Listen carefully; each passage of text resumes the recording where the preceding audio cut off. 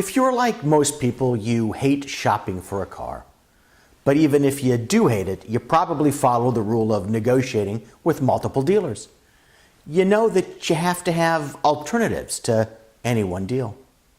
If you haven't already, either listen to the podcast episode or read my blog post, My Father Loved to Buy Cars, and your exclusive contract or employment agreement, about why most medical groups don't apply the same car buying lesson to protect and expand their businesses. Of course, if you're selling cars, the story is a little bit different. Years ago, I represented some car dealers. Unfortunately, there's a growing similarity between selling cars and selling medical care. You wish it weren't true, but wishing alone isn't going to change anything.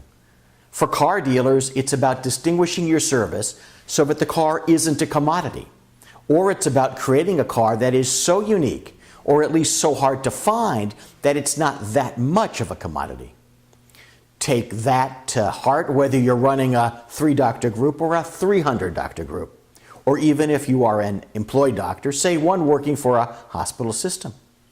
If you are the commodity doctor, then the hospital or group will treat you as such. Let's look at MGMA compensation survey numbers and plop you down at the median, or maybe a little bit more. Yeah, a little bit more, but never a lot.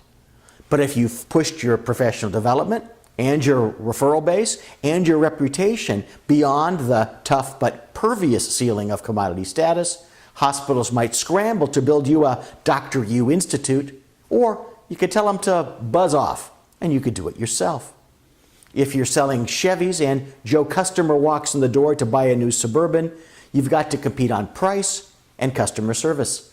If you're selling Ferraris and Joe Customer walks in the door, you aren't even interested in talking to him about a new car because you only sell those to existing customers.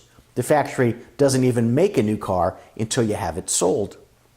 I'm not saying that you can't make it up on volume if you're a commodity selling Chevy dealer.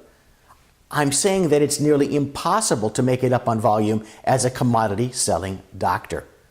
So, are you a Chevy dealer or are you a doctor?